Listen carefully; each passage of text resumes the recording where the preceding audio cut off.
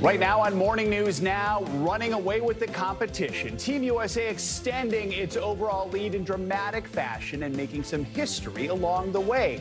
We're diving into the stunning upset that has the track world buzzing. Also this morning, opening night. Kamala Harris and her new running mate, Minnesota Governor Tim Walz, make their national debut. The phone call that sealed the deal as they begin to barnstorm battleground states together. Reaction from the Trump ticket with less than 90 days until the election. Plus, slow motion storm as Debby sits off the coast. The south continues to get slammed with heavy rain, leaving homes and cars underwater. We're tracking the storm as it slogs north and the concerns it could pick up steam before making landfall again. And showing a little leg? With the pandemic changing the way many of us work, there's a new debate over whether it's okay to wear shorts to work. We're going to sit down with an etiquette expert to get to the bottom of the office debate that has some out of shorts. Good morning. I assure you I am wearing a suit today. Good to have you with us on this Wednesday morning. I'm Joe Fryer. Savannah is on assignment. To start the hour, we are looking at the stunning performances from Team USA that are shaking up the Summer Olympics. This morning in Paris, Team USA is the outright leader, not just in overall medals, but in gold medals, with 24 golds and 86 medals overall.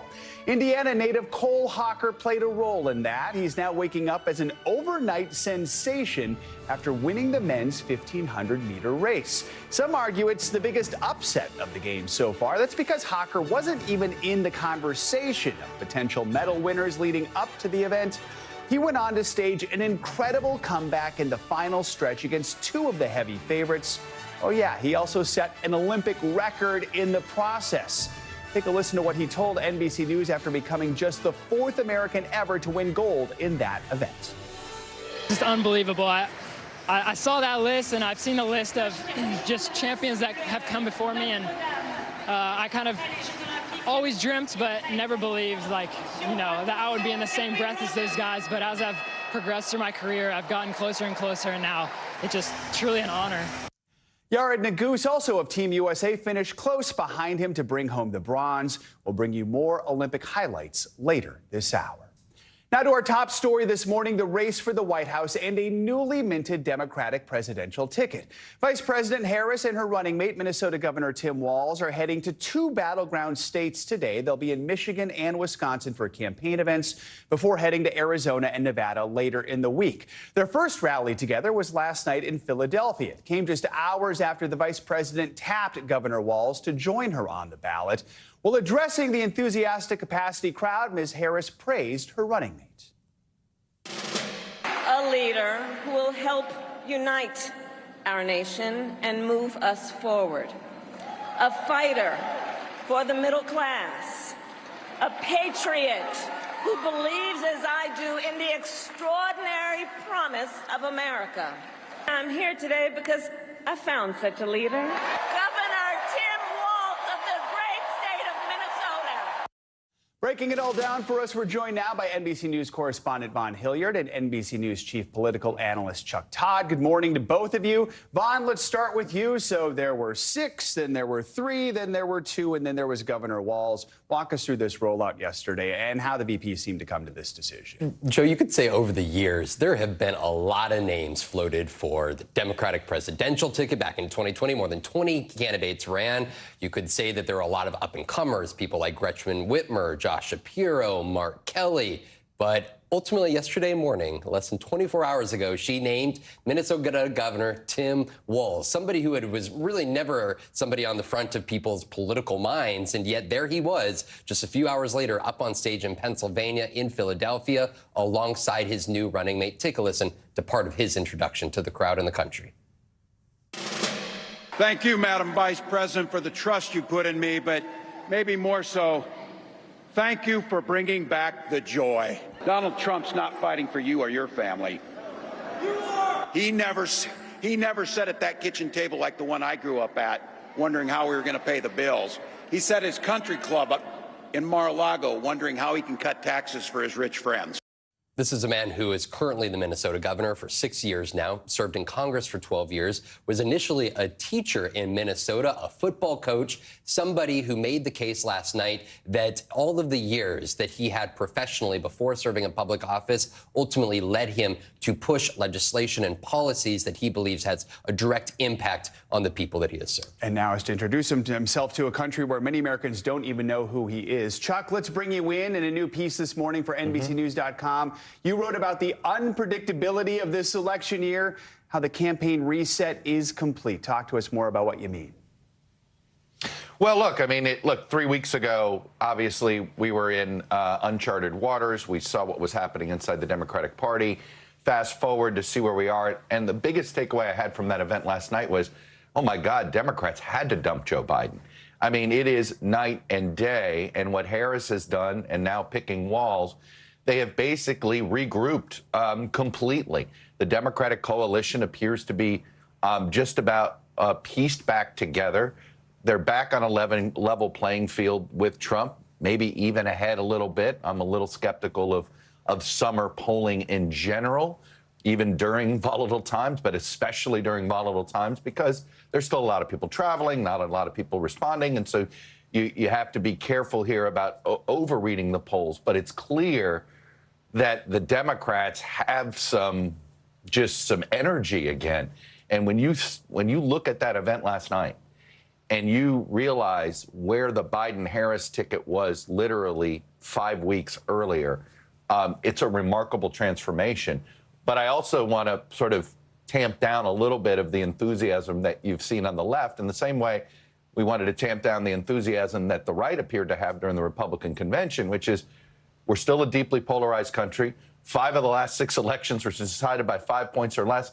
And this election is going to be decided by 5 points or less. An excellent point there, Chuck. So, Vaughn, let's get more into what Governor Walz said in his remarks. You mentioned he talked about his upbringing in the Midwest, that he was a teacher, he was a coach, his National Guard experience. He also doubled down on his use of the word weird, which sort of went viral, maybe got him a lot of attention. Talk more about that. Right. He used the word weird to describe Donald Trump and J.D. Vance after J.D. Vance's past comments, dismissive comments about, quote, childish cat ladies came forward. And that's really what kind of propelled him to the front of the American public's conscience just about 2 weeks ago here. And now he's going to take the debate stage eventually with J.D. Vance, a fellow Midwesterner who really introduced himself at the Republican National Convention with his own bio from the Midwest. And now I want to let you listen to Tim Walz here, because he clearly, based off of last night's rally and the ones to come, is eager to strike the contrast between him, somebody who grew up in Nebraska, lives in Minnesota, and J.D. Vance, the Ohioan. Take a listen. I got to tell you, pointing out just an observation of mine that I made. I just have to say it. You know it, you feel it. These guys are creepy, and yes, just weird as hell. That's what you see. That's what you see. So you know what's out there, so say it with me. We aren't going back. We're not going back is the line that was coined here by Kamala Harris in the last month upon taking over this ticket here. And now she clearly has somebody that she trusts to be her running mate, not only for the next 3 months, but potentially to actually be the vice president. Chuck, quickly here, when we get done with the DNZ, we don't even know if we're going to have debates. Where does this campaign go from here? How do these undecideds make up their mind? Well, look, I mean, I do think the one thing both parties didn't do was put together a ticket that tried to reach out to the sort of the skeptical middle. So that's where they're going to be headed. And I think it's going to be a campaign where both parties attempt to disqualify the other with the middle. So it will be, I think those final voters are going to be negative voters, meaning they're going to be voting against a candidate, not necessarily voting for one. But let's remember, Kamala Harris hasn't done an interview yet. She's taken, I think, 1 question total since essentially becoming the head of the ticket. She's got a lot of blanks to fill in, and I think she's got to do that, not just with her convention, but do some sit-downs, do some interviews, do a big press conference, maybe do it next week while she's on the road. But she's got a lot of holes to fill in, and that's, you know, that's another reminder that we've still got, it may be only about 90 days left till Election Day, but we got a long way to go. All right. Vaughn and Chuck, thank you both. Appreciate it. For more on Governor Walz and how his politics could shape the upcoming election, let's bring in David Schultz. He's a distinguished professor of political science and legal studies at Hamline University in St. Paul. He's studied Minnesota politics for decades. He's also the author of the book Generational Politics in the United States, From the Silence to Gen Z and Beyond. He's also, when I worked in Minneapolis, the political analyst I went to most to talk about what was happening in Minnesota. Professor Schultz, great to see you. My pleasure. Thank you, Joe. All right. So 18 days ago, when President Biden announced that he would not run again, if someone had told you the Democratic ticket would be Harris Walz, what would you have thought?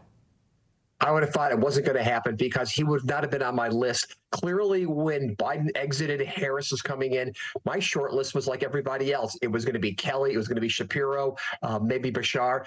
But Walz certainly wasn't the person that I was even thinking about it, and never thinking that somebody from Minnesota is going to leap onto the national stage again. Let's discuss Governor Walz's record. When he was elected to Congress nearly 20 years ago, he was pretty moderate. As governor, he became more progressive, especially with Democrats controlling the state legislature now. How do you describe his record after nearly 6 years as governor? Well, clearly, it's an evolution because you're right. He ran initially in the southern part of Minnesota, very conservative, won in a deeply conservative area. At one point, he had a 100% endorsement for the NRA, and I would describe him as a centrist Democrat in Congress, gets elected 6 years ago to the governorship, and runs on the campaign of One Minnesota, working across the aisles. But in 2022, when Minnesota basically created a trifecta, Democrats controlled both houses of the legislature, he's the governor, he moved with the Democrats to really enacting a quite progressive agenda in terms of spending for education, in terms of paid family leave, support for LGBTQ rights, voting rights, restrictions on guns in some situations. He helped preside over, I will say, the dream policy or the dream legislation that many progressive Democrats want to have. And in the process, also became a very articulate and very forceful, let's say, defender of progressive democratic values. And I think that's in part why he eventually rose to the top of the list, along with, as you pointed out here, can't deny the fact that his comment, weird, really made him a social media star. Does he have a record of reaching across the aisle and working with Republicans to get things passed, or are those days over? Is there no more Minnesota nice in the Minnesota legislature? I think that's over. I think in his first term as governor, he had to do that because we had split party control of the legislature. But once the Democrats took control of both our House and our Senate, if you listen to his State of the State speech, he clearly said the era of polarization, of gridlock is over, and really sort of challenged Republicans to join the Democrats in terms of enacting this legislation. So he's shifted from that, let's say, bipartisan to more partisan to again, shifting to the left in the process. And I think in part, that's, again, why Harris selected him. I think partly what we're going to see now, and I think this was pointed out a couple of minutes ago, is that we now have a clear contrast with Trump versus Harris. It's conservative versus liberal running base politics, and they're going to fight for what? Fight for roughly 200,000 voters across 6 swing states that are going to decide the election. Quickly, Professor Schultz, what policy or decision has been the most unpopular or controversial? Well, for him in Minnesota, it's going to be the decision after the murder of George Floyd, when the riots broke out. It was really the delay in terms of calling out the National Guard. And while there's some controversy regarding whether or not the blame should be situated with the mayor of Minneapolis or him, clearly I think Republicans are going to key in on that and argue that he's soft on crime, maybe soft, not as supportive of police. That I think is going to be the vulnerable, as well as the argument that says that he's very, very liberal. So those are going to be the 2 points I think Republicans will use against him. Professor Schultz from the great state of Minnesota, good to see you this morning. Thanks for joining us. My pleasure. Thank you. In financial news, this week's rocky ride on Wall Street is expected to smooth out today. U.S. markets are forecast to open higher this morning. All 3 major U.S. indexes closed higher yesterday after a big sell-off in the markets on Monday, which saw the S&P 500 and the Dow post their worst session in 2 years. The sell-off was fueled by fears over a U.S. recession after a softer than expected July jobs report. Many in the southeast are waking up underwater after a deluge by Tropical Storm Debby. Since making landfall Monday in Florida, the storm is blamed for at least 6 deaths. The storm's creating dangerous conditions. The National Hurricane Center is still warning of catastrophic flooding across Georgia and the Carolinas, where, as you can see, street flooding proved hazardous for at least one driver.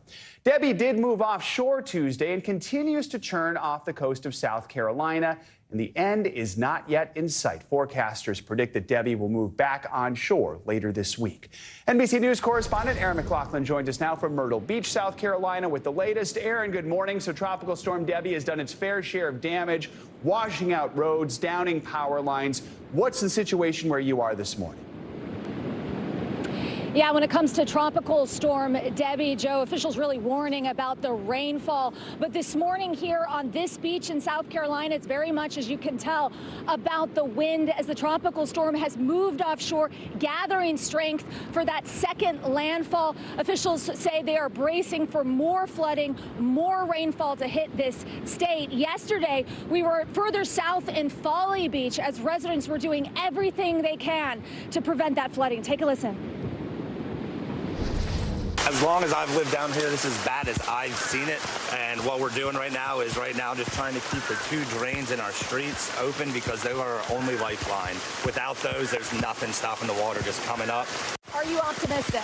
Absolutely. Absolutely. Even in this rain? Yep. Even in this rain. And this morning, we're waiting to hear from the mayor of Charleston, the second largest city in the state. That city has been under curfew since late Tuesday. The mayor says that he's going to be assessing the situation to see if that curfew could be lifted. But in the meantime, officials are warning folks to stay home, to stay safe. And for the most part, as you can tell, most people here in this area are not out at the beach. They're heeding that warning, Joe. All right, Aaron McLaughlin, thank you so much. Let's get the latest on Debby's track and rainfall potential. For that, we're joined by meteorologist Angie Lassman. Angie, good morning. Good morning, Joe. It sounds like a kind of rinse and repeat forecast from what we were talking about yesterday and the day before. More rain in the forecast for folks across the southeast. You heard Aaron talking about it there. We've still got a tropical storm, so still hanging on to tropical storm status for Debby with winds at 45 miles per hour. The center of the system is offshore. It's going to remain there for a little while longer before we start to see it swing back towards the coast, eventually making a secondary landfall. In the meantime, though, we've still got these bands of really intense tropical rain working their way onshore. And this is going to be something we deal with through the day today, potentially into tomorrow. And then that system will start to be on the move a little farther north as we get to the end of the work week. Here's the flood alerts, 15 million people included in those, but pay close attention to Charleston, Savannah, in the surrounding areas where we have those flash flood warnings in effect at this time. Just really saturated grounds, inundated with rain, with more to come. So the flooding concern will be there again through the day today. Here's how it plays out. You can see all of that rain working back towards the coast, eventually working its way to the inland areas of the mid-Atlantic. That's where we'll look for some concerns for flooding here as we get to tomorrow, especially later in the day. The track showing you exactly where we're expecting the highest amounts of additional rainfall on top of what we already have, which has been quite impressive in a lot of spots. Of course, to the right of that system, on the eastern side of the system, usually where we see the wettest conditions, and that's exactly what we're showing across parts of South Carolina and North Carolina. Notice, eventually, as we get into Thursday, there's that system still maintaining tropical storm strength, but moving back on shore before it moves to the north, still dumping another potential isolated spots of double-digit amounts of rainfall. But I think more widespread numbers, 3 to 5, maybe up to 7 inches of rain for the higher amounts across parts of the inland mid-Atlantic and the Carolinas as we get through the next couple of days. Flash flood risk centered really across the Carolinas today. Wilmington, Myrtle Beach, a high risk for folks there. We'll see kind of a little bit of a shift a little farther to the north for that, but the river flooding will be there and the tornado risk tomorrow as that system comes back on shore. And Joe, by the time we get into your Friday, we'll see more of the same here with those conditions still concerning when it comes to flooding across this region. All right, Angie, thank you so much. Coming up, health officials are warning about a new strain of a potentially deadly virus. What doctors are saying about a new form of monkeypox spreading in Africa and what it could mean here in the U.S. But first, Hamas has appointed a new political leader. We have reaction from the region and what it means for the future of peace talks. That's next. Welcome back. Hamas has appointed its leader, Yahya Sinwar, as its new political chief. Sinwar was one of the masterminds of the October 7th attack on Israel. He takes over from his predecessor, who was assassinated in Iran last week. The attack was widely believed to be carried out by Israel, though Israel has neither confirmed nor denied responsibility. Since then, Iran has vowed retaliation, but Secretary Blinken says the U.S. has been urging both Israel and Iran to de-escalate tensions. We've been in constant contact with partners in the region and well beyond.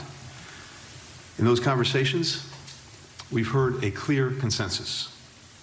No one should escalate this conflict. We've been engaged in intense diplomacy with allies and partners, communicating that message directly to Iran.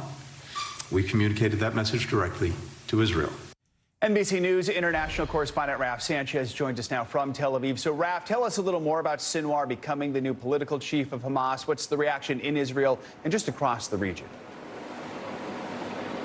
So, Joe, from Israel's perspective, they already had a bullseye on Sinwar's back. He is their #1 most wanted man, the man who masterminded the October 7th attack.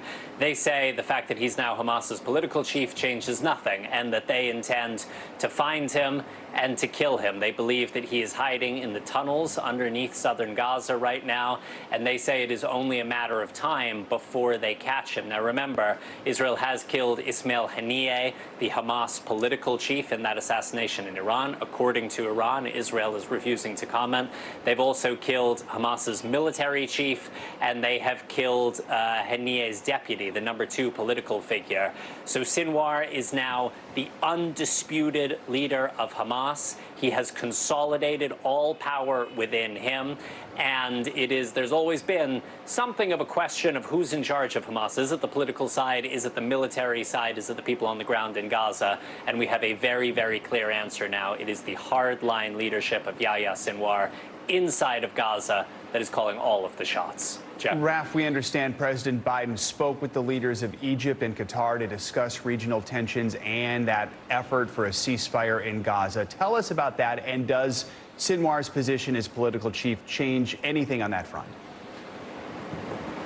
So the Biden administration is saying this doesn't seem likely to impact the ceasefire negotiations. And the point they make is that because Sinwar is the one on the ground, because he is the one who has had the hostages in his custody the whole time, he has ultimately been the decider for Hamas. Even if these political figures were showing up to the talks in Doha, it was ultimately Sinwar. Take a listen to how Secretary Blinken described it. With regard to Mr. Sinwar, he has been and remains the primary decider when it comes to concluding a ceasefire. This is the decisive moment. The negotiations have reached their final stage, and we believe strongly that they should come across the finish line very, very soon. So the secretary is saying this is the decisive moment. These ceasefire negotiations should come to an end soon. But, Joe, they are made all the more complicated by this looming potential Iranian and Hezbollah attack. All right. Joe. Raf Sanchez. Raf, thank you so much. A Nobel laureate will lead Bangladesh's interim government as political unrest continues to rock the South Asian country. NBC News reporter Matt Bodner joins us with that and some other international headlines. Matt, good morning. Joe, good morning. Let's kick things off this hour in Bangladesh, where Nobel laureate Muhammad Yunus has been tapped to step in as prime minister. Yunus will be filling the political vacuum left by longtime leader Sheikh Hasina, whose 15-year tenure ended on Monday when she abruptly resigned and fled the country by helicopter. She did this in the face of a major uprising that left hundreds dead and pushed the nation to the brink of collapse. Yunus is an economist who won the Nobel Prize in 2006 for policies that are recognized as helping lift thousands out of poverty in Bangladesh. He has long been a critic of Hasina's, calling her departure a, quote, second liberation for the country. Moving along now to Venezuela, another nation reeling from political crisis. Presidential elections were held there 2 weeks ago, with longtime President Maduro being awarded with yet another victory in the face of his toughest electoral contest ever. Election officials did not release detailed vote data that would allow the results to be vetted, sparking large-scale protests. Some opposition figures who have seen some of the vote tallies have alleged that they believe Maduro was defeated by his opponent, Gonzalez, in some cases 2-1. Now, Brazil, Mexico, and Colombia have stepped in to try to mediate a resolution between Maduro and the opposition before the situation spirals further. And we'll wrap up this hour here in London, where a second new piece by artist Banksy has been revealed on the side of a building in Chelsea. The new artwork depicts two elephants poking their heads out of sealed windows. It comes just one day after another new Banksy work was seen in another nearby district of the city. Both pieces were attributed to the artist after he posted photos of them on his Instagram page. These days, that's his usual method of claiming his work. Back to you. All right, someone's property values may have just gone up. All right, Matt, thank you so much. With devastating storms becoming more and more frequent, scientists are ramping up efforts to get a better understanding of hurricanes. After the break, we're going to get a look at the new tech that's taking us right into the eye of the storm.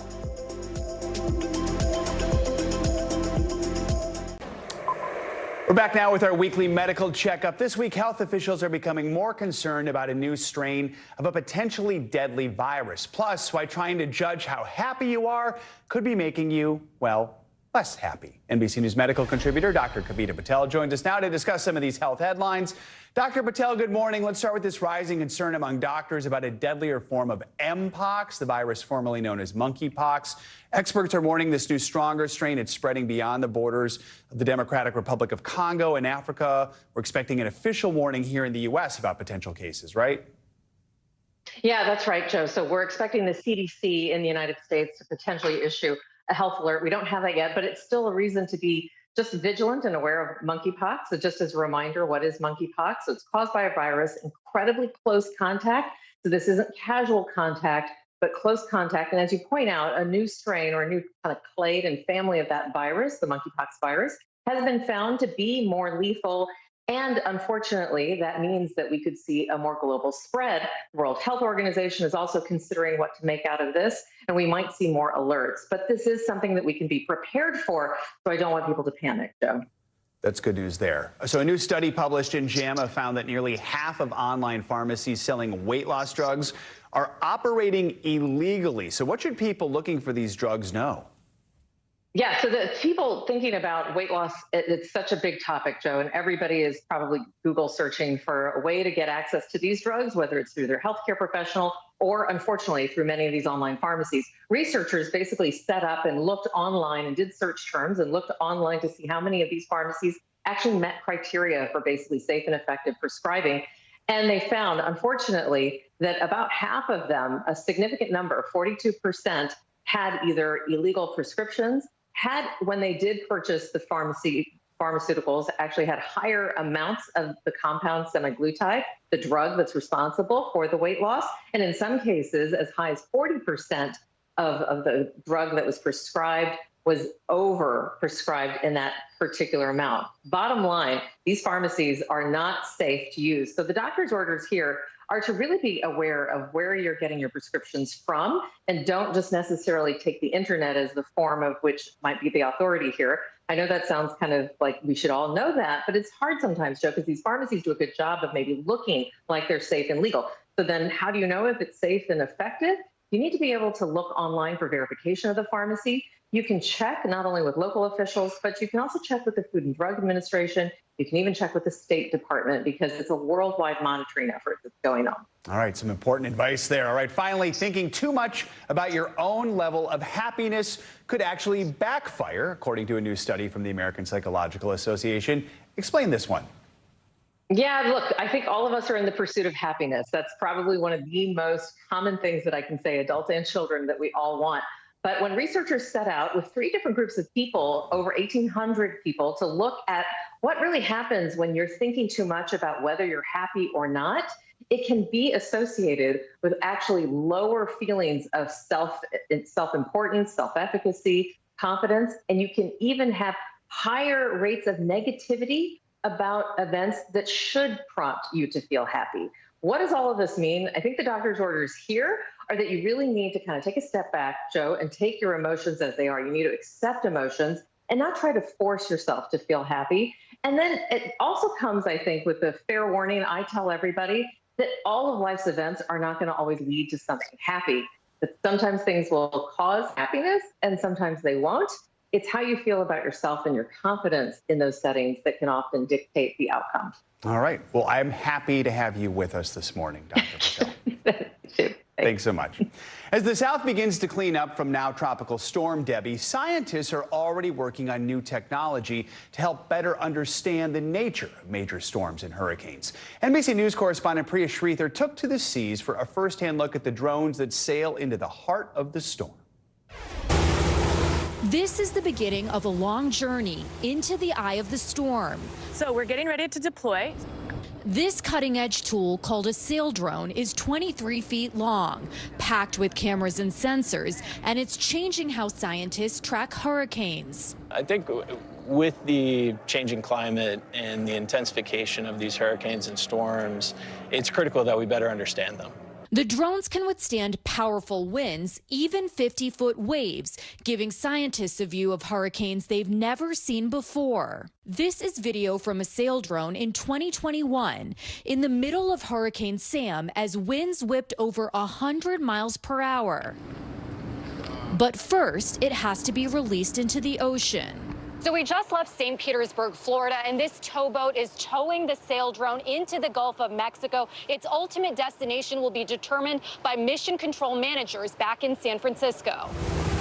It will send data back in real time, like wind speed, wave height, and ocean temperature, to help scientists better understand how hurricanes strengthen. So it's all building up to improving forecasts, improving predictions to help give people more preparation and more lead time warnings. So we just passed the Skyway Bridge, and we're about 3 more miles until we're in the Gulf of Mexico, closer to the point where we're going to be deploying the sail drone. This drone and 11 others like it deploy from hurricane zones like here in Florida, the Virgin Islands, and North Carolina. Sail drone mission managers are back in San Francisco controlling them and working with their partners at the National Oceanic and Atmospheric Administration to redirect them to chase the storms. We made it to the Gulf of Mexico, the final deployment site for the sail drone. It's going to go out to sea for about 3 months and come back to St. Petersburg, Florida in November. We are ready to deploy. This sail drone now starting its mission. Are you hoping that information that's collected from things like these sail drones can actually potentially save lives? Yeah, that's the ultimate goal. We want to save lives, protect property. The drone now on its own, ready to sail into the future of storm prediction. Our thanks to Priya for that report. Now, when it comes to natural disasters, sadly, such new technology won't prevent the property damage that follows. The National Oceanic and Atmospheric Administration says that from 2016 to 2021, there were 19 hurricanes and tropical storms that caused at least $1 billion in damage each. Well, now we're heading into the peak of this year's hurricane season. For the average American, the price of these disasters can be life-changing. Let's bring in Rulon Washington for more on this. He's a mortgage sustainability leader at Wells Fargo. He has some tips for homeowners during hurricane season. Thanks for joining us, Rulon. So, we are far from the end of the hurricane season this year. So what are some of the first things people can do to prepare financially ahead of a major storm? Yeah, trust me, Joe. I'm living right here in Florida, so I understand that every little bit of preparation is important. One of the things we can control is how we prepare for a storm. You can't control when a storm hits. So here are a few essential tips, I would say, to protect yourself financially. First and foremost, make a checklist. It sounds simple, but starting a checklist is the best way to start. Think about all the essential steps and items that you need to be accounted for, anticipation for the storm. So making sure that you have all your important documents, that you can if you need to evacuate, that you have everything at hand. You also want to make sure that if there's any critical items like your birth certificates, passports, mortgage and insurance documents, are you in possession? Are they in a secure place? Many of those documents have been stored away as originals, and so it's extremely difficult to replace those. So make sure that they're in a safe place. So gathering important documents is key to be at the top of that checklist. Also, stockpiling your savings. An emergency fund is usually 3 to 6 months of savings, but hey, it's difficult to save up that much nowadays. But it's extremely important during a storm to make sure you have emergency funds just in case, you lose power or you need to evacuate your area. There's usually a power outage during a storm. I've ran into that a few times where I don't have cash on hand. So how do I navigate that, right? So stockpiling savings is extremely important. Also, reviewing your insurance. make sure that your insurance is up to date in lieu of the storm, and review your policy. That could be in your auto insurance, your homeowner's insurance, and even the renter's insurance. Your insurance policies can help you recover financially from a disaster, providing that you have the right coverage. And I think the most important thing, Joe, is protecting your credit, right? This is a critical piece after disaster. So making contact with your creditors early can help you better understand what assistance may be available for you if you're impacted. The goal is to find solutions to avoid any negative impacts on your credit to help you financially. And so if there's a scenario where you need to evacuate, reach out to your creditors as soon as possible to request possible suspension of payments. And most creditors can accommodate in those instances because they understand that the storm is at bay. So let's talk about those who are actually on the tail end of this. They've been devastated by a storm like Debby. What resources do they have if your home's been severely damaged or destroyed? And are homeowners still responsible for paying their mortgage after a storm? Yeah, great question. Great question. Yeah, so unfortunately, as a homeowner, you're still responsible for paying that mortgage, but there is aid available. So first step, I would say, think about the state and local relief programs. So federal aid from FEMA is usually introduced in areas that are extremely impacted, but there may also be funds coming from your state, your city, or municipal level that can provide housing assistance, food assistance, and also temporary shelter. These programs are usually supported by the city or the county that you live in, as well as support from nonprofit organizations and corporate foundations. They're always there to help. Usually there's that assistance that's available post-storm. One key element I would also add is if you do have a mortgage, contact your your mortgage provider. As I mentioned earlier, contacting the mortgage company is extremely important. You may have difficulty paying your mortgage through a time of disaster, and let's say you need to cover a large hurricane deductible, right? You may not be able to cover both the payment of your insurance and the mortgage bill. So call your mortgage servicer. They can help you with options as well, too. All right. Rulon Washington, some good advice. Thanks for joining us this morning. Appreciate it. Thank you. Coming up, cutting slacks. It's the debate taking place in offices around the country. Is it okay to wear shorts to work? Shorts. After the break, we're going to sit down with an etiquette expert to find out.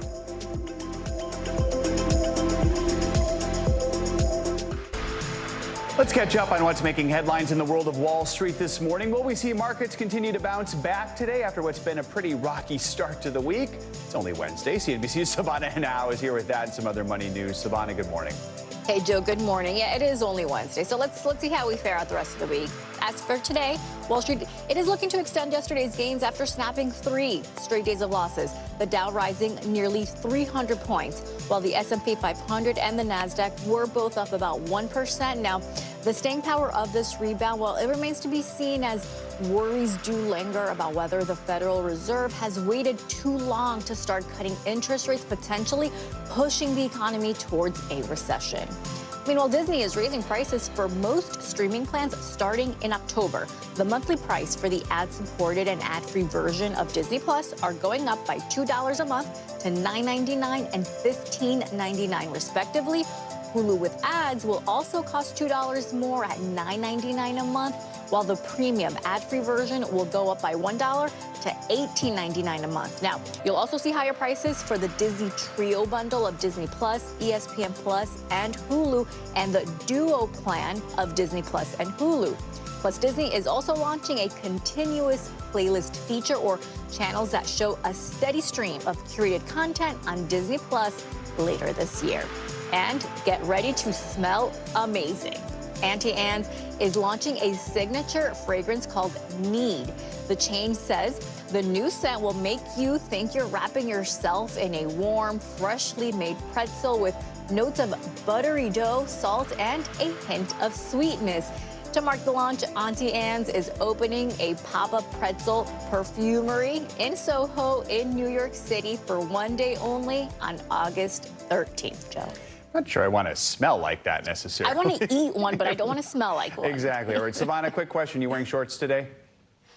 I'm not, but later I will. Later you will. All right, there you go. Well, that sets us up for our next segment. Savannah, thank you so much. As more and more people head back to the office post-pandemic, it's looking like the rules for what's appropriate to wear in the workplace are changing drastically. A recent Gallup poll found that the number of Americans wearing business casual clothes jumped to 41% in 2023, compared with 34% before the pandemic in 2019.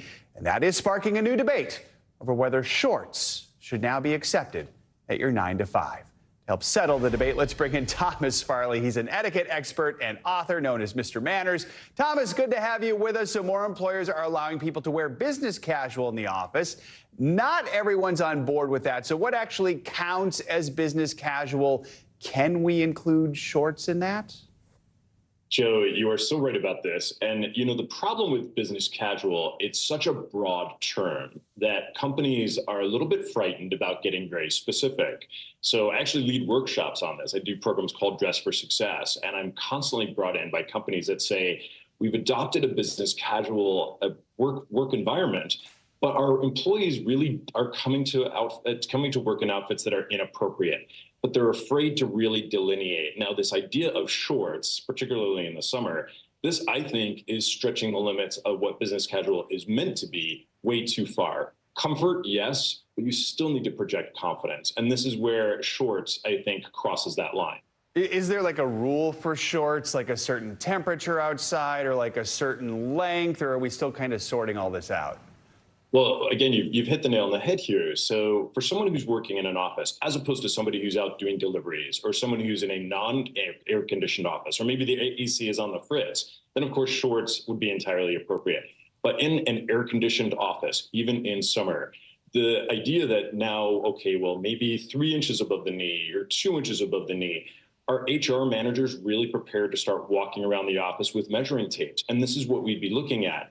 If you require long pants, there's really no debate there. But once you allow that, open up that window crack of shorts, you're getting into area that's gray that I don't think anyone really wants to have to be monitoring. We don't need to be the shorts police as a manager or as someone working in HR. Like an old school private school there with someone going around with the tape measure. I like you mentioned this workshop you do. I mean, what are some of the most common questions and concerns that people bring up? Sure. So it used to be, of course, when everyone was coming to an office, a business professional wardrobe, we knew we were going to wear a tie, we were wearing a dress, we were wearing a skirt suit set, shoes. Now the floodgates have been opened, and I think that's a good thing. We want to be comfortable at work. We want to feel like we are expressing our identity and our individuality, but we also need to be projecting confidence. So in these workshops, I talk to people about how even within the realm of your company's dress code, can you project both that authenticity, but that polish that shows that you put attention and care and detail into how you look and the image you're projecting to the world, so that we not only see you as a polished, put together professional, but we now think that that extends to the work that you do and the quality of work that you do, which, fairly or not, can be reflected negatively when you're showing up to work really sloppy or looking too comfy. Let's quickly talk about some of the best ways to do that. People who want to feel comfortable, they want to have their own personal brand, but they also want to balance that with dressing for the positions that they actually want. Sure, absolutely. So I always advise that people look above. So dress not for the job that you presently have, but for the job that you want. So how are the managers dressing? How are the folks who are super successful? How are they dressing? You want to emulate that. You can bring in your own individuality with accessories, with signature items, staple pieces that elevate your look while still maintaining your lane.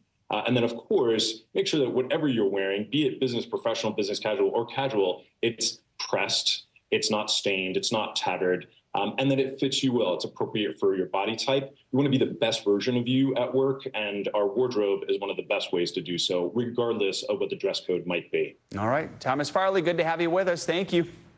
Thanks, Joe. Coming up, WNBA star Britney Griner is at the Paris Games. It's her first trip abroad to play basketball since she was released from a Russian prison. She sat down with our own Liz Kreutz to talk about how her perspective on the Olympics has changed. That's next. Welcome back. A lot of you probably know the famous father-son duo of Eugene and Dan Levy from the sitcom that around here we have to call S Creek.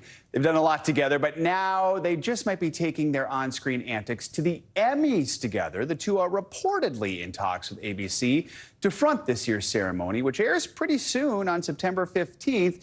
This could be right up their alley. After all, they presented at the 2020 SAG Awards, even guest hosted the Ellen Show together. Of course, S Creek was created by the duo back in 2015. It's won 9 Emmys over its 5-year run, airing on CBC up in Canada and then Pop TV in America, taking home the 2020 Emmy for Outstanding Comedy Series in sweeping all 4 acting categories that same year. They would be pretty cool together. All right, let's head back to Paris as Team USA pads its lead for the most gold medals at this year's games with one of the most exciting races we've seen yet. Fans were expecting the men's 1,500-meter race to come down to 2 of the most accomplished runners in that specific event. That was until the 23-year-old American Cole Hocker shocked the stands. A Hocker shocker. Well, now in the last 300 meters, he surged from 5th place, blowing past the front runners to not only clinch the gold, but set an Olympic record as well. Joining us now in Paris with the highlights of another golden day from Team USA is our intrepid Olympics correspondent, NBC's Jay Gray. Jay, you've been in Paris too long. Yeah, I think that's a valid assessment, Joe, and we'll talk a little more about all of this. But we have to start with Cole Hocker. What an amazing race he ran. Look, the talk going into this 1,500, which is a premier race in the Summer Games, was all about the Olympic champion returning, the world record holder. They had been bickering back and forth and saying that this was their race and that they blah, blah, blah, blah, blah. And no, Cole Hocker in the final turn, as you talked about, surging forward, taking the lead, finishing with an Olympic record, only the 4th American to ever win the 1,500. USA grabs bronze in the race as well. And for Hocker, I mean, coming out of nowhere, he said that he's still trying to process all of this, but also said last night after the race that he realizes his life has changed forever. Tremendous to see that. In the women's 200, no surprises there. It was amazing to see Gabby Thomas, who was so strong, ran the fastest time in qualifying, ran the fastest time in the finals. She takes home her first Olympic gold after what was a bronze in Tokyo, and the U.S. grabbing another medal in that race, a bronze as well. Annette Etchen-Iwoke, she's a discus thrower. She is now an Olympic champion discus thrower, silver in the discus. The first time ever that Team USA has won a medal in women's discus history on the track. It was amazing to see that as well. So a great night on the track and more to look forward to as we move forward. I think I said discus. It's actually the hammer. I'm not real good at sports right now with this beret on my head. Joe? If you come back tomorrow with your face painted white like a mime, we're going to have a serious intervention here, Jay. All right. Any other highlights from yesterday? You ran through most of the track and field. Anything else we should know about Team USA? I mean, every time I look at the medal count, it just keeps going up and up and up. Yeah, right. And all that discussion about, well, is the winning team here the most golds? Is it the most medals? It doesn't matter. You can judge it any way you want. Team USA is in the lead right now. Yeah, women's soccer, they are looking fantastic. They win 1-0 against Germany on a path toward gold there. Men's basketball last night, their first game in Paris. They've been playing all around France. They take on Brazil. Easy win there, 122-87. Kevin Durant becoming the all-time leading scorer when it comes to American Olympic basketball, and they move on to the semifinals. They'll take on Serbia. Jay, we're tight on time here, but real quick, talk about your spread there. Yeah, I mean, we've got about 60 billion carbs. We've been trying to give you a taste of Paris, if you will, and some of the gear as well. The official beret of Team USA. This is the soccer team's, the women's soccer team's scarf. And as for the competition here, I have to say it, Joe, for the Americans, it's been as fresh as Paris bread and as sweet as French wine. I'm going to take a bite out of the baguette microphone. Let's talk a little later, though. Thank you, Jay. Let's end this hour with even more from Paris. The excitement of the Olympics is just as much about the stories of incredible triumph. And who better to talk about what it means to overcome unthinkable adversity than Britney Griner? Paris is her first trip abroad since she was released from a Russian prison. NBC News correspondent Liz Kreutz got to sit down with the basketball phenom to hear more about what this moment means to her. As WNBA star Britney Griner goes for her 3rd Olympic gold, BG scoring. This time is different. It's her first Olympics since her harrowing ordeal 2 years ago. Do you think everything you've been through the past few years, that gold is going to mean even more? Oh, 100%. In 2022, Griner was sentenced to 9 years in a Russian prison on drug charges after officials there said they found cannabis oil in her luggage. I made an honest mistake. After nearly 10 months detained, Griner finally released in a high-profile prisoner exchange, much like the recent one that brought back Wall Street Journal reporter Evan Gershkovich and Marine veteran Paul Whelan. Paris is now the first time she's been abroad since returning home. How have you prepared for this moment? You know, me and my counselor, we talked a lot about it and, you know, triggering things that could happen. But then also just staying focused. You know, I'm thinking about bringing home that gold. And waiting for her at home, wife Sherelle and their new baby son Bash, born less than a month ago. Every minute I feel like he's popping in my head and I'm thinking about him. It's just, my world changed. Now in Paris, winning is Griner's sole focus, even off the court, where the 33-year-old is plotting games against the men's U.S. basketball team. The player lounge room is always fun. It's a fun time. A lot of intense Uno games and... Wait, you and Steph Curry might be playing some Uno? I mean, we might. He better watch out. I need to bring the Uno revenge with the draw 10 in that thing. Sadly, no cameras allowed in there, but all eyes on Griner as she and her teammates go for gold. What do you want people watching from home to know about Britney Griner right now in this moment? BG is locked in and ready to go. I'm happy. I'm in a great place. I'm representing my country that fought for me to come back. And I'm going to represent well. Liz, thank you for that. You can catch Griner and the women's national basketball team tip-off against Nigeria in their quarterfinal matchup later today. That is going to do it for this hour of morning news now, but stay with us. The news continues right now.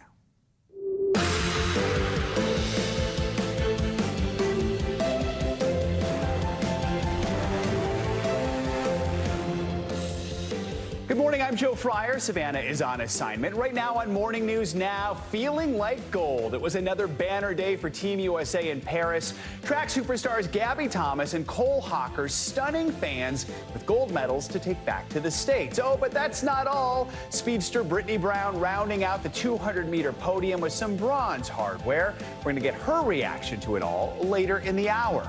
Back home, hitting the ground running, a presidential ticket sealed.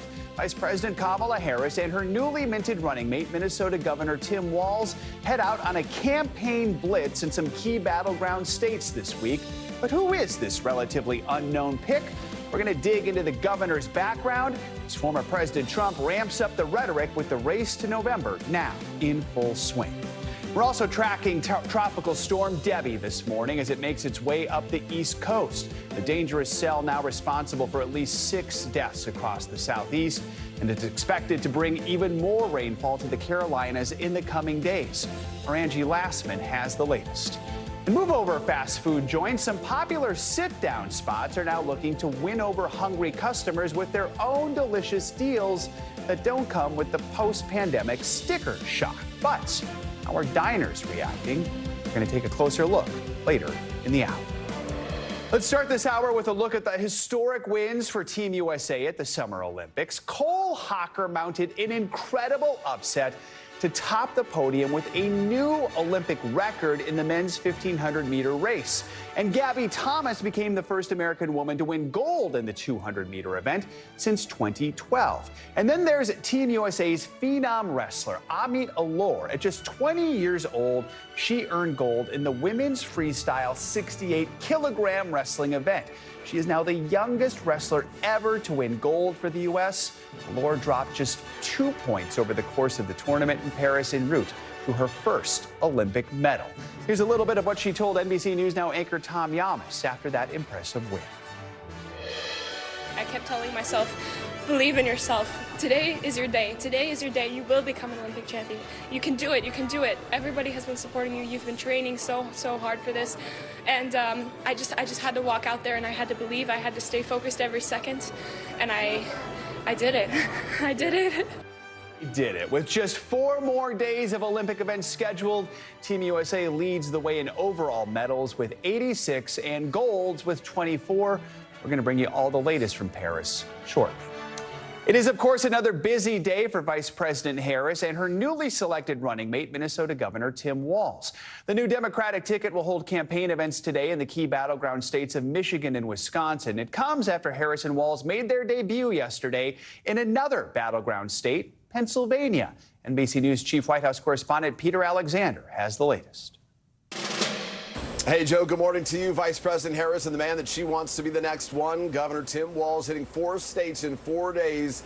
First up today, 2 key battlegrounds, Wisconsin and Michigan, where the campaign believes that Walz's small-town Midwestern roots will really appeal to voters. Sources tell NBC News that Harris and Walz immediately clicked, those close to her casting him as a happy warrior who has worn many hats in the past as a congressman, a coach, and with a win in 90 days, she hopes, Vice President. This morning, the new Democratic ticket is off and running. Vice President Kamala Harris and her new running mate, Minnesota Governor Tim Walz, setting out on a swing state tour. Are you ready? We're ready. Ready to win. After a rally in battleground Pennsylvania. We are the underdogs in this race, but we have the momentum. Why Walz? Sources tell NBC News the two had strong chemistry when they met last Sunday. The campaign releasing this video of their phone call Tuesday morning. Would you be my running mate and let's get this thing on the road? I would be honored, Madam Vice President. Harris, sources say, was swayed in part by Walz's biography. A former school teacher and football coach, served more than 2 decades in the Army National Guard before entering politics, winning a rural Trump district in Congress before becoming the state's governor. I'm telling you, Tim Walz will be ready on day 1. Walz thanking Harris. Thank you, Madam Vice President, for the trust you put in me, but maybe more so, thank you for bringing back the joy. Delivering a series of punchlines while tearing into former President Trump. And make no mistake, violent crime was up under Donald Trump.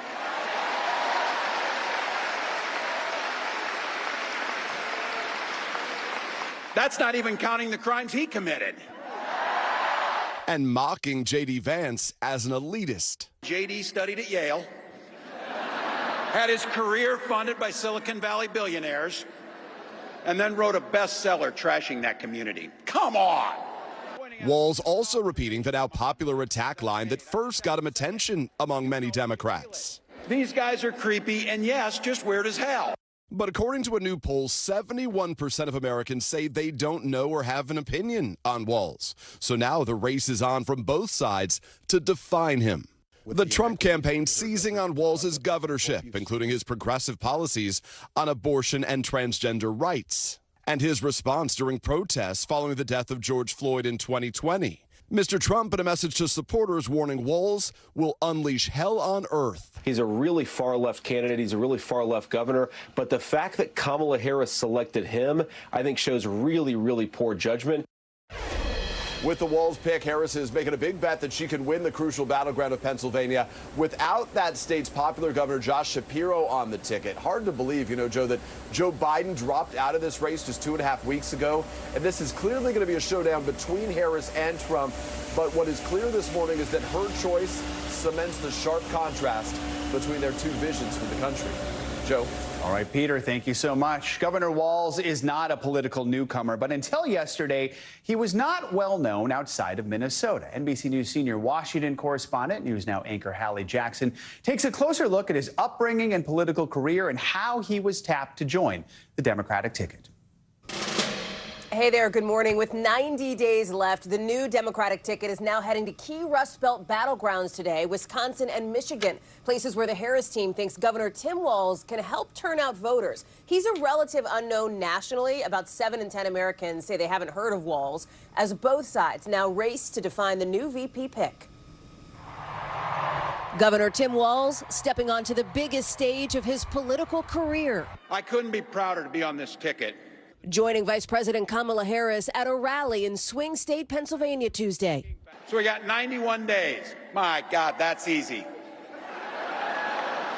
We'll sleep when we're dead. It's the latest stop on a journey that began in rural Nebraska, where he was raised. After enlisting in the Army National Guard at 17, he moved to Minnesota in 1996 to teach social studies and coach football. Walz open about the struggles he and his wife Gwen faced to get pregnant. Their children born with the help of fertility treatments. So it wasn't by chance that when we welcomed our daughter into the world, we named her Hope. Hope and son Gus making cameos in his posts online. But then we're going to go get some food. Corn dog? I'm vegetarian. Turkey then? And Turkey's meat. Not in Minnesota, turkey special. In 2006, Walz was elected to Congress, flipping a red House seat blue, a stalwart union backer with a moderate voting record, and as governor, moving to more progressive policies. One person's socialism is another person's neighborliness. Minnesota, under Walz, enshrining the right to an abortion after Roe v. Wade was overturned and instituting universal free school meals. Conservatives taking aim at the state's protections for gender-affirming care for trans youth, eligibility for driver's licenses for undocumented immigrants, and new gun restrictions like background checks, passed with the support of Walz, a gun owner and avid hunter. Walz coming under fire for his response to protests after George Floyd's murder in 2020. Democrats defending him. He called in the National Guard, and it made a major difference after some incredibly violent riots. Now, allies touting Walz's record and what they see as his relatability, while Republicans look to paint him as extreme. He's a very liberal man, and he's a shocking pick, and I'm thrilled. I could not be more thrilled. Also got former President Trump in a new interview this morning, hinting he may agree soon to a debate against Vice President Harris, alluding to conversations with networks. As for the Harris camp, they say they raised $20 million yesterday after announcing Walz as her running mate. Back to you. All right, Hallie, thank you so much. Let's continue this conversation with Minnesota Democratic Congresswoman Angie Craig. Thank you so much for joining us this morning. We appreciate your time. I know over the past few weeks you backed your fellow Minnesotan Governor Walz to be Vice President Harris's running mate. Talk to us about your relationship with him and why you think he's a good choice. I know you entered Congress just as he was leaving Congress to become governor. How have you gotten to know each other? Well, Tim and I have known each other for years, even before I entered Congress. But look, Tim is... Everything you saw on that stage last night is exactly who Tim is, wherever he is. It can be a room full of 5 or 10 people, or it can be a stadium full of people. That's Tim. He's a happy warrior. He is energetic. I call him the Energizer Bunny. And the truth is that Tim just follows his values with everything that he does. And so meaningful to me and my family. In 2006, when he was running for governor in that red part of Minnesota, he came out in favor of same-sex marriage. And of course, my wife and I and our family were incredibly grateful. And, that's Minnesota. Minnesota is the kind of place where, people don't care who you love, and we respect each other's individual rights and freedoms. And to have somebody on the ticket who can remind us of that's who we are as Americans, I think it's just extraordinary. Republicans are telling NBC News they were more afraid of Harris picking Pennsylvania Governor Josh Shapiro, seen as more moderate than the more progressive Walz. They're calling this a team of radicals. You are in a competitive district in Minnesota that has swung between red and blue over the years. Do you feel a moderate choice would have been stronger for the ticket? Well, look, my district has been represented by Republicans for 70 of the last 82 years. So this district doesn't really swing that much back and forth. I've represented it for 6 years almost now. And Tim has won my district both times that I've run for Congress with him on the ballot. So, Tim has a proven record of winning in a red district, of winning as governor, and the last swing seat here in Minnesota, my seat. And people liked him. I know that, sounds a little bit trite, but he can go. In fact, we did. Tim took me turkey hunting, one morning. And I think in the same weekend, we were at a gay rights event. So Tim really just has the ability to connect with people with his rural community roots. You don't find many people who have that soldier, teacher, football coach, congressman, governor experience. And look, as great a candidate as I think everybody already sees he is, he's going to be an even better vice president. And so I'm really pleased that Vice President Harris picked him.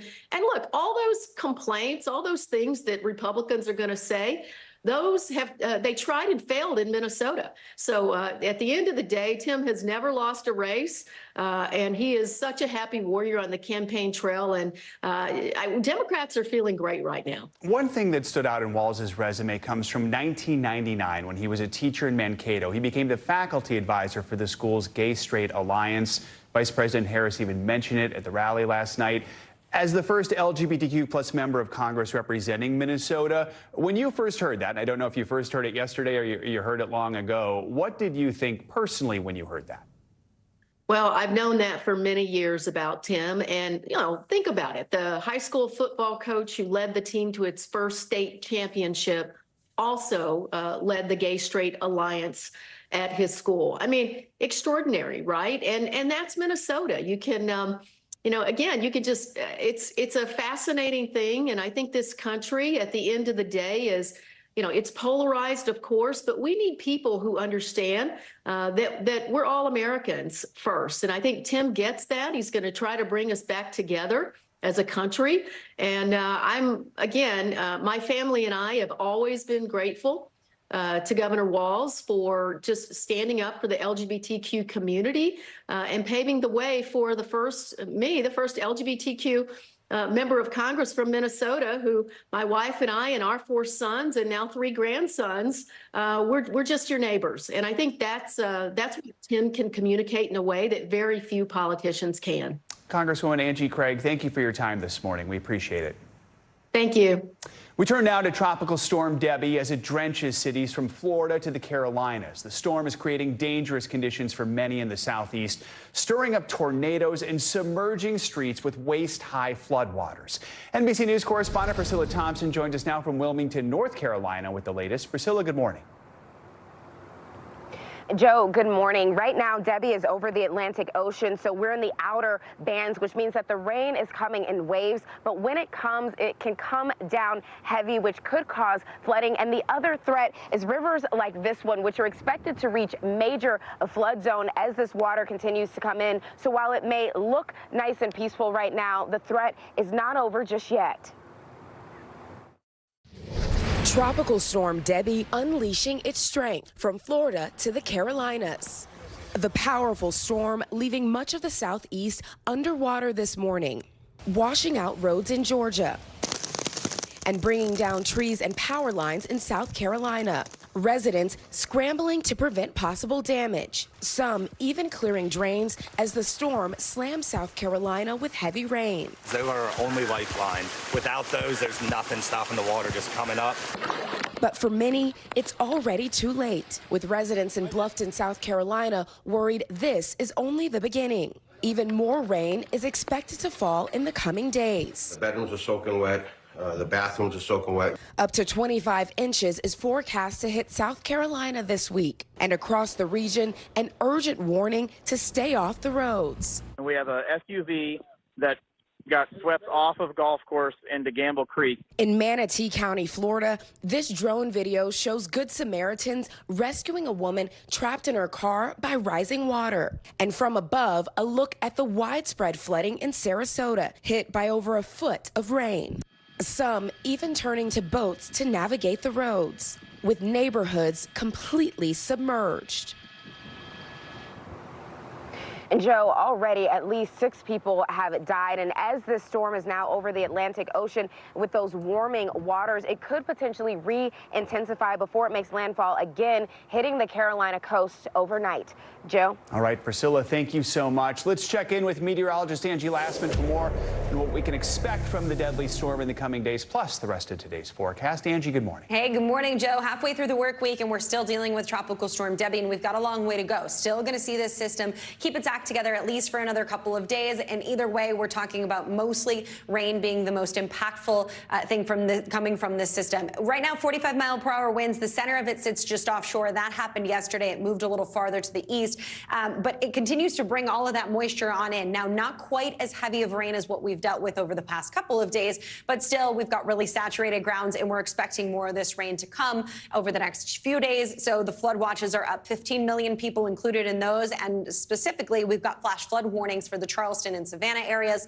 Those are going to stay with us here through the day today. Now, the system eventually here, as we get through the next 24 hours, moves back onshore. So it will start to work towards the coast, eventually working inland, bringing plenty of rain across this region here, specifically the mid-Atlantic. As we get into tomorrow, the inland areas, that's where we'll watch for the heaviest of the rain. But notice, even as we start to see this system weaken by Friday and into Saturday, we're still going to be dealing with some additional rainfall, and that'll be draped across parts of the Northeast, eventually to New England, before this system works out of the picture. In the meantime, this is the area that we're watching today, specifically the Carolinas, where we've got more of those bands of really intense tropical rainfall expected. Wilmington, Charleston, Savannah, Raleigh, all of those spots are going to see the greatest chance to see some of that flooding. As we get into tomorrow, not much of a difference in that area of highest concern here as we get into your day tomorrow. Wilmington still going to be in the bullseye of that. Charlotte as well. We'll see likely river flooding. And on top of that, as the system comes on shore, we could see some of the tornado activity potential for us. Now, as we get into Friday, we'll see a front that's going to kind of start to push Debby out of the picture. By that time, it'll be weakened, but either way, it still will have some of that rain to deal with. So here's your forecast for your Friday. Big picture look. We've got the flood threat up and down the East Coast. We'll see warm conditions across parts of the South and out west. Plenty of sunshine. Joe, by Saturday, most of that heavy rain is confined to the New England area. And then by Sunday, across the east, nice conditions except for Florida. They'll still have some rain in the picture. All right. Thank you so much, Angie. The weather is leaving a path of destruction for residents in California with a fast-moving wildfire sweeping through a San Bernardino neighborhood. The fire is now mostly contained after destroying multiple homes and forcing evacuations. NBC News correspondent David Noriega has the latest. San Bernardino reeling after a fast-moving brush fire ripped through a hillside neighborhood. Hey, get out of there! Go!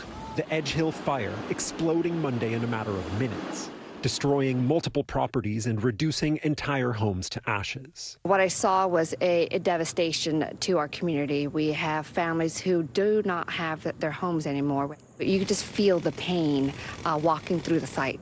Crews battling the flames from land and air as temperatures reached more than 105 degrees. We've been evacuated 3 times before, but this was something I've never seen before. Joanne Grande is a San Bernardino native. She's seen wildfires sweep through this area her entire life, but she says this one felt different. You could hear everything cracking and pops going off and explosions, and the ash was so bad. Her family's home was spared, but some of her neighbors were not so lucky. My heart breaks for our neighbors with little kids, and yeah, I am lucky, but it's not a good feeling. Luckily, no residents killed or injured, but some families losing beloved pets, like Erica Hernandez, who lost her 3 dogs. And we had almost 11 years with our oldest dog and about 3-4 years with our other dog. And one of our other dogs was a rescue. Fire officials say the Edge Hill fire is 75% contained, and evacuation orders have been lifted. But they warn that fire season in hot, dry, and windy California is far from over.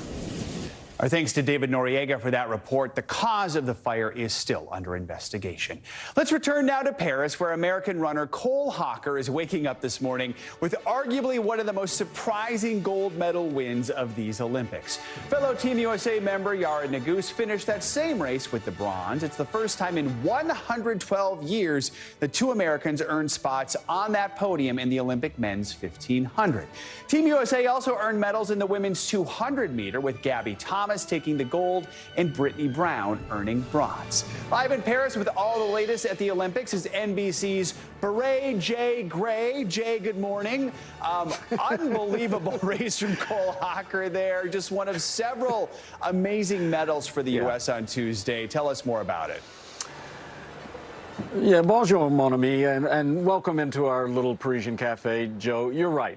This Cole Hocker thing is unbelievable. When you talk to those that are big into track and field, they say it's the story of the Olympics. He came into this race really an afterthought, right? You had the previous Olympic gold medalist taking on the world champion. They had been bickering back and forth. He said, let them talk. I'm going to get into this race. I'm going to come out of the last turn, and I'm going to surge to the finish line. And he did that, setting an Olympic record. He's only the 4th American man to ever win the 1500, so certainly one of those that's unexpected. Another, well, hammer time for Annette Echenwoke.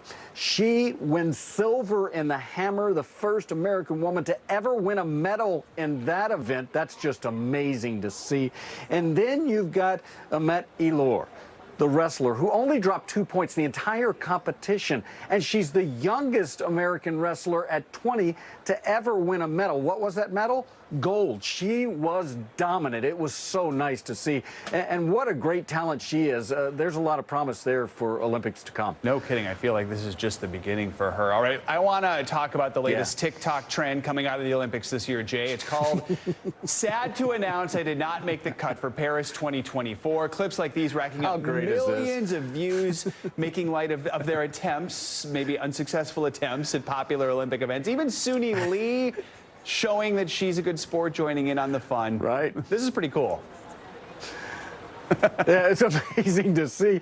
And I love seeing people put themselves out there like that and saying, yeah, this is me. This is why I'm not at the Olympics. But it's a bunch of fails on different apparatus.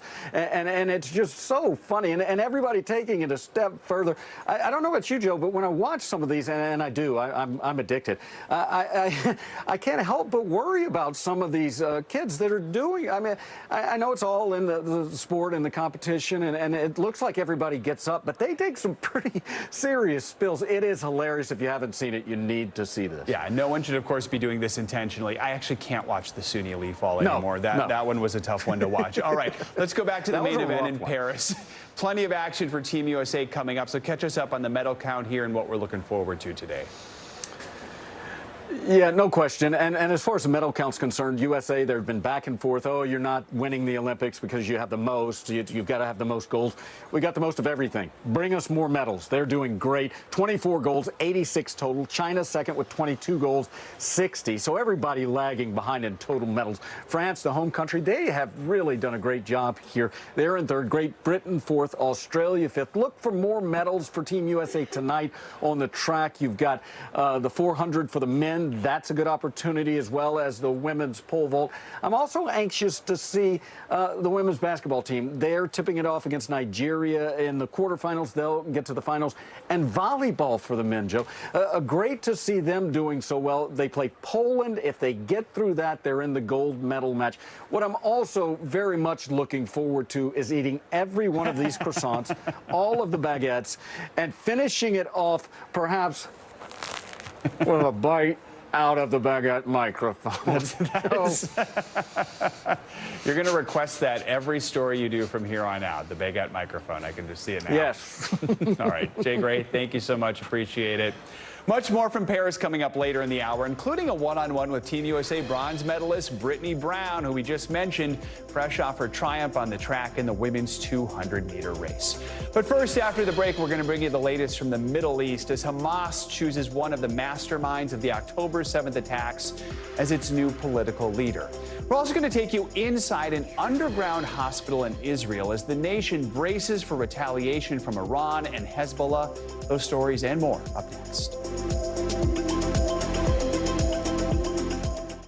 Welcome back. Hamas has named its leader, Yahya Sinwar, as its new political chief. Sinwar was one of the main architects of the October 7th attack on Israel.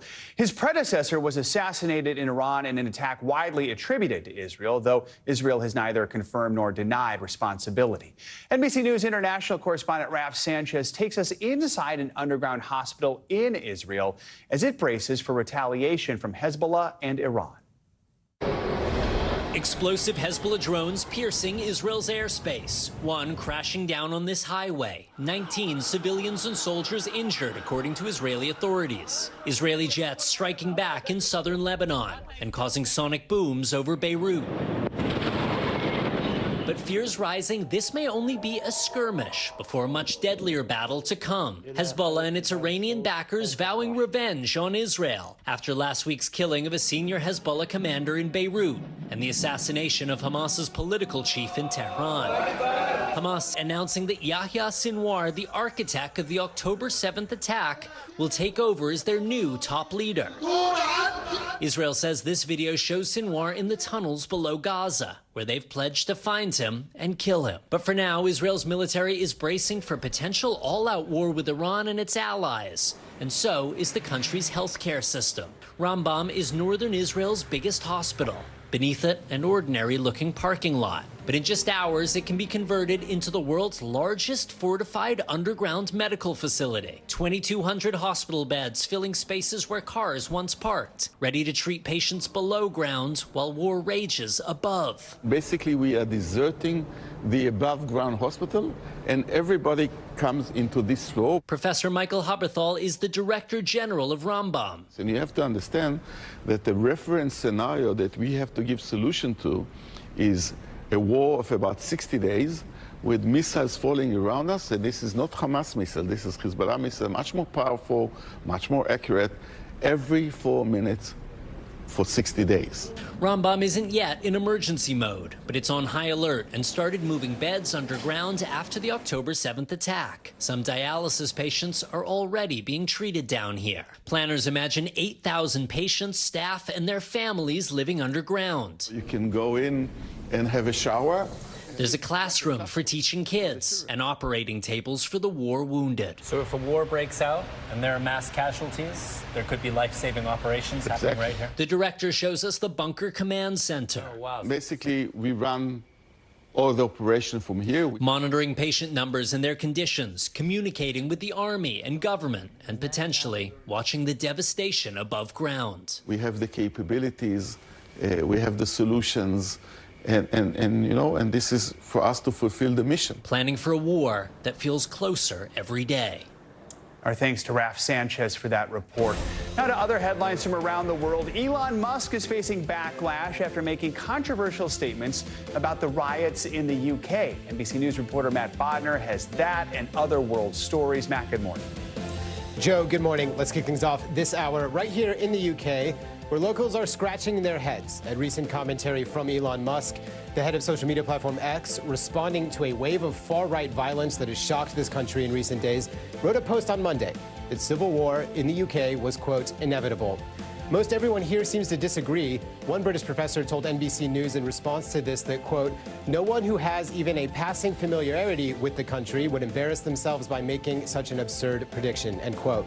The UK government has also rebuffed Musk's predictions of civil war, with the new Prime Minister, Keir Starmer, saying the comments had, quote, no justification. Moving along now to Japan, where local authorities are saying that around 120 people died last month from heat strokes. This came as the country saw record-setting temperatures and heat advisories on most days of the month. All but 2 of those considered to have died from the heat wave were found indoors, and many of them were elderly. And despite most of them having air conditioning installed, authorities say that none of those who died were using it. Therefore, officials are encouraging people, especially at-risk individuals, to use their air conditioning during heat waves. Last month's heat fatalities, for the record, nearly matched the previous record seen in Tokyo. That came in July 2018, in which 127 people were said to have died from it. We'll wrap things up this hour in China. The Chinese Space Agency has claimed the successful launch of a Long March 6 booster rocket carrying 18 satellites.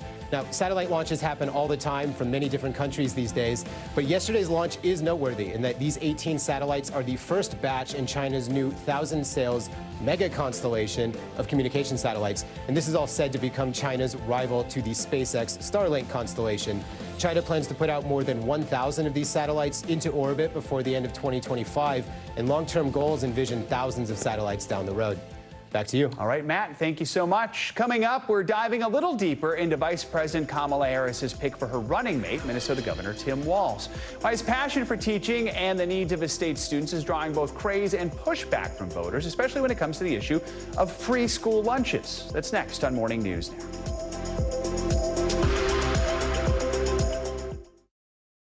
We're back now with more on Governor Tim Walz, Vice President Kamala Harris's pick for a running mate. Now, as governor of Minnesota, he pushed for the state to pay for all students to have access to free meals at school, regardless of income. You might have seen the viral moment at the bill signing when Walz was hugged by a group of kids. You've heard of politicians kissing babies. Well, this is kids hugging a politician. But let's get to the story behind this image. With the signing last year, Minnesota became the 4th state to offer free meals to students while they're at school. Now that number is up to 8 states. Well, the program is popular with many. It has also been harshly criticized for running over budget. So for more about this free meal program, let's bring in Colleen Moriarty. She has advocated for free school meals for nearly 2 decades and is the former executive director of Hunger Solutions Minnesota. Thank you for joining us to talk about this morning. I mean, subsidized school meals can be a hot button issue. This past school year, Minnesota now becoming one of 8 states to provide these free meals. What does this program cover? How is it going after the first year? Well, participation in the school meals program is up 30%. So one of the important things is that I think that we started from a point of, lunch shaming and a lot of shaming activities that were taking place in the lunchroom. And that's why we moved towards the universal program, because it just takes any shame away from any student who is showing up for lunch. And it's really wonderful today to talk about the leadership of Tim Walz, because he truly is all in. One of the downsides, in the first year, the program cost about 20% more than expected. Governor Walz says, well, that's actually a good thing. But many critics say, why should wealthy families get lunch for free? I mean, we'll save money if they pay. So I'll ask you that. Why shouldn't wealthy families pay? I think to look at it, you have to say how it is that we can have the best program that's accessible to everyone. And we didn't want any barriers there. And so we have a universal program. It was more difficult the first year to really accurately predict how much it was going to cost, because we had no idea it was going to be so popular. We're thrilled about that. Also, parents love this program. And so the fact that there are no barriers really makes it accessible to everyone. And I think that's very important to the success of it. Are there hiccups or any areas you see that need to be improved? There was a hiccup that we fixed that was about kids wanting just milk, for instance, if they brought, and we're a dairy state, so we're all about milk, but, and so we fixed that so that they could have milk. The way it was set up, they would have to have a lunch and a milk. And we didn't want to have any food waste going on. There is some of that anyway in any program, but we wanted to make sure that we were good stewards, and that's what we fixed that in the legislature. For me personally, I was a free school lunch kid, so I understand this issue well. Why has this been such a passion project for you? Do you think it will be expanded to more states across the country? I think eventually it's going to be funded by the federal government through the Department of Agriculture. And I think that's the way that states are moving. And I'm so glad that you had an opportunity to be fed at school and get the nourishment you needed.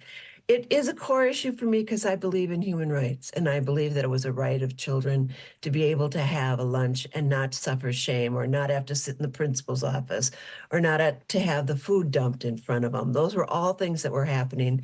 At one point, I remember talking to the governor, and I said I'd heard a rumor that there were going to be some really horrible things put in place against parents who had school lunch bills, and he just looked at me and said, we're not going to let that happen. And I believed him, and it didn't. Colleen Moriarty, thank you for your time this morning. We appreciate it. You bet. Thank you. All right, now for something to chew on with your breakfast. Are you getting enough protein? Well, over the past couple years, high-protein diets have been hard to ignore, with influencers touting them as a way to build muscle, improve recovery, and feel fuller for longer periods of time. But just how much protein should we be eating? Joining me now to help break this down is registered dietitian Amy Goodson. Good to have you with us. So a lot of people have been trying to eat more protein. How much is enough, or how much is too much? I mean, what food should we be looking out for that can actually help us out?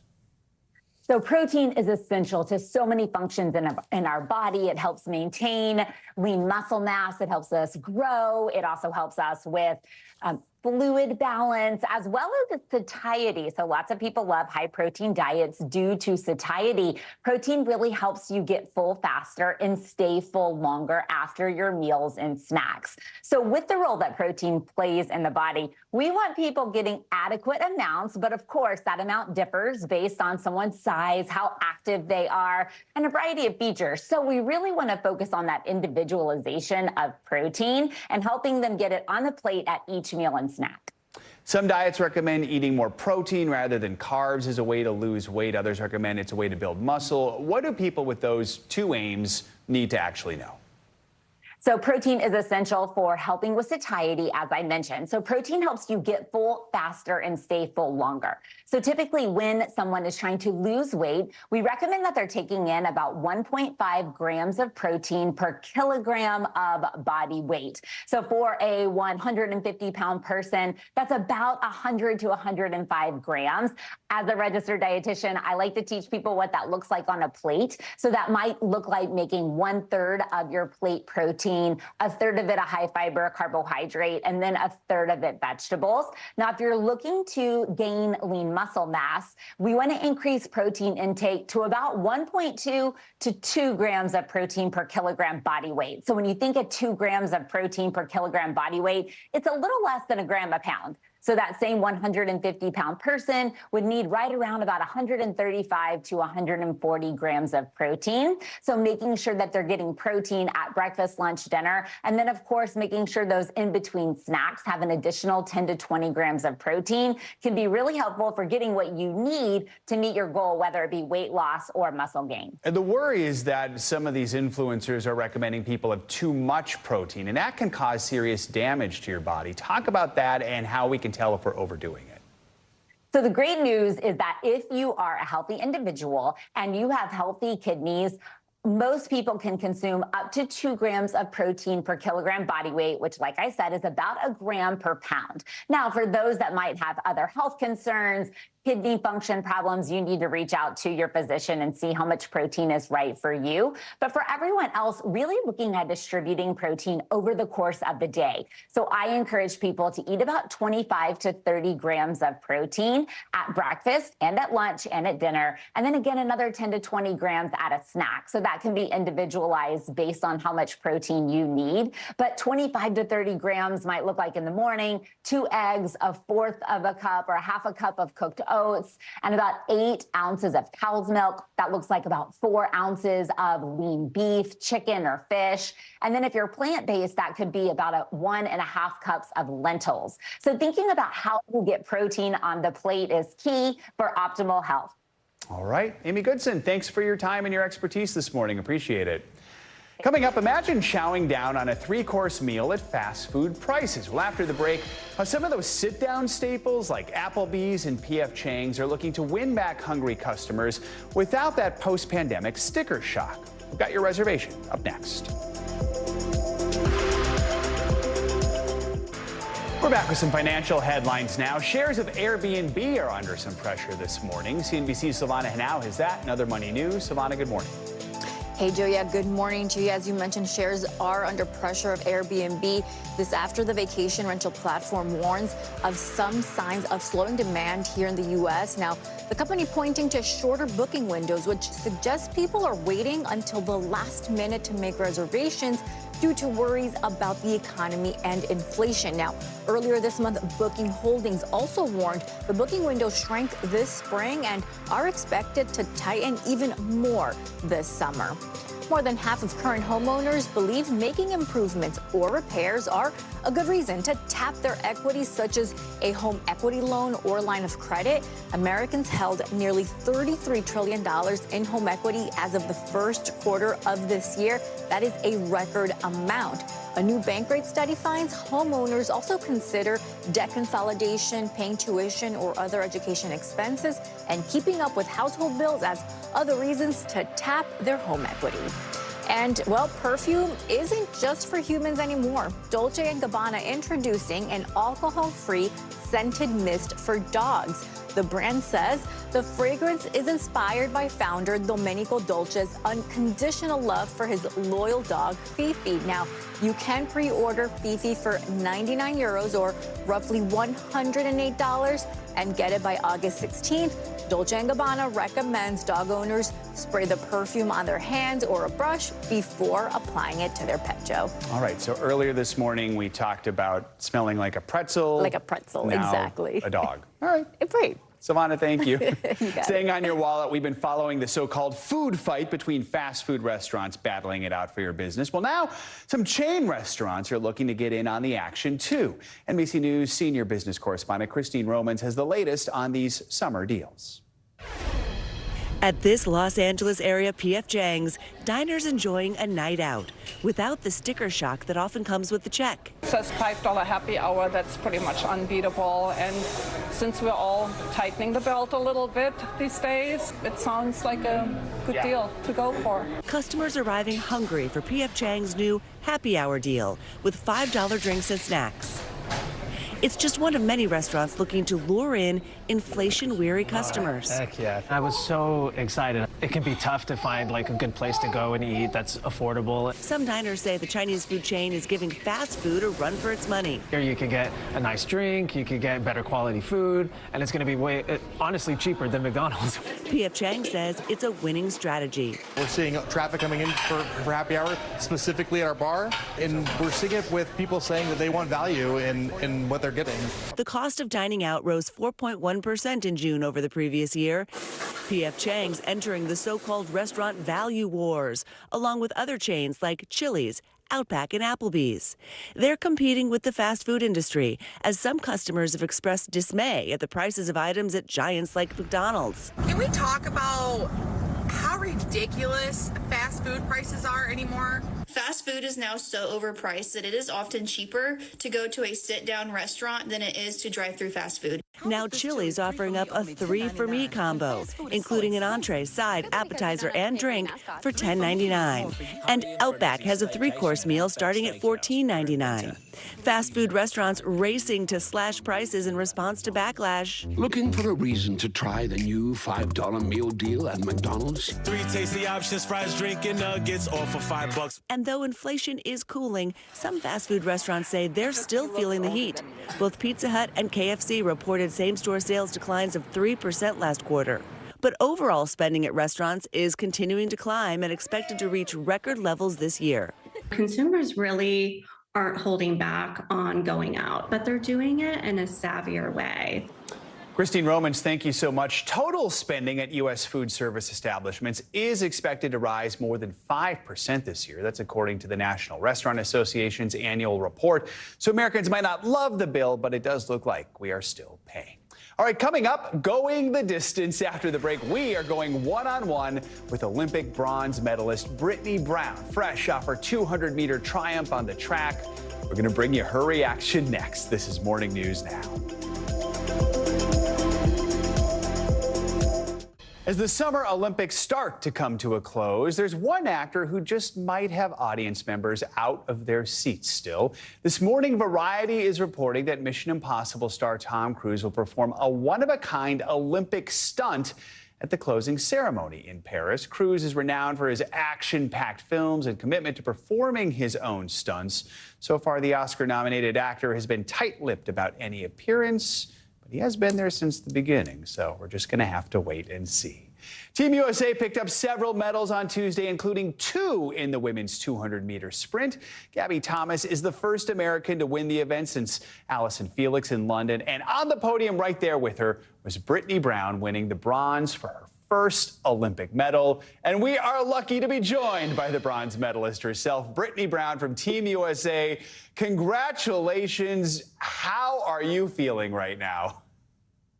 I am feeling all the feels. I'm running on little to no sleep, a little food, and I just feel great though. I feel like the adrenaline of the medal is it just keeps you going. So I feel great and honored to be a medalist, a U.S. medalist, Olympic medalist. So it's a great all-around feeling. I understand you heard from Snoop Dogg after your win? I did. He called us after the race. And he had a team in Pomona, where I'm from, and I was just telling him we have Pomona connections. So I was really excited to talk to him and just hear his voice. So yeah. You get a medal and you get a call from Snoop Dogg. That describes the Paris Olympics this year. You talked before the 200-meter final about how you've changed your mentality from previous races. Take us back to the moment when you're on the track just before the race begins. What are the messages you repeat to yourself to get you prepared? I think it was a lot of reminding myself of what I've done to get here, reminding myself who I trust. I trust my training, I trust my coach, I trust my team, I trust my God, and just reminding myself that that I am limitless and I can do things, I can put my mind to things and I can accomplish things. So it's been a lot of mental training that has gone into this to get to this point, and I'm glad to see it's all being paid off. It definitely has paid off. You graduated from the University of Iowa in 2018. You worked multiple jobs to support your career. After you won the Olympic trials, after you qualified, I love this post you did on social media. You said, "I never won a track state title. I didn't go to a big track school. I never won an NCAA title, wasn't signed right out of college to a show company, but I just woke up an Olympian." I mean, what are the moments that have shaped you to become the Olympic medalist that you've become?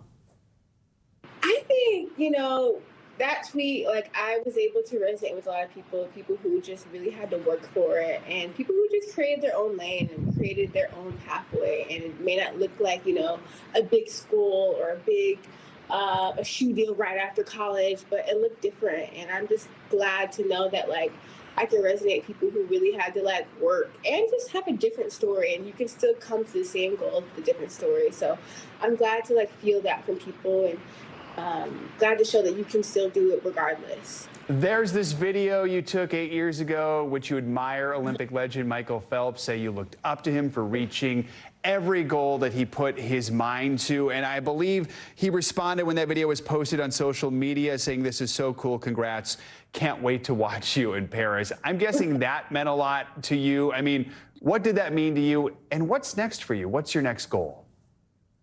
Yes, that video meant a lot. I think when I was recording that back then, it was just me in my room with my iPod Nano and just speaking. And it's cool to know that it's coming full circle, and I could talk about that back then, and now it's coming into fruition where he's DM or Instagram messaging me saying congrats to see you and whatnot. So it's been a full circle moment. And what's next for me? I don't really know. I'm just taking it day by day. I have a couple interviews today and media stuff tomorrow. So it's just a day by day thing. And, I think after the game, I'll have some time to decompress and really take it all in. Right now, we're still on the go. We're still moving, and just happy to be here, be in this moment. Well, when you decompress, you're in a pretty cool place to do it in Paris. So Britney Brown, congratulations on everything. Thank you so much for joining us this morning. Thank you. Thank you. Thank you. That is going to do it for this hour of Morning News Now, but please stick with us. The news continues right now. Thanks for watching. Stay updated about breaking news and top stories on the NBC News app or follow us on social media.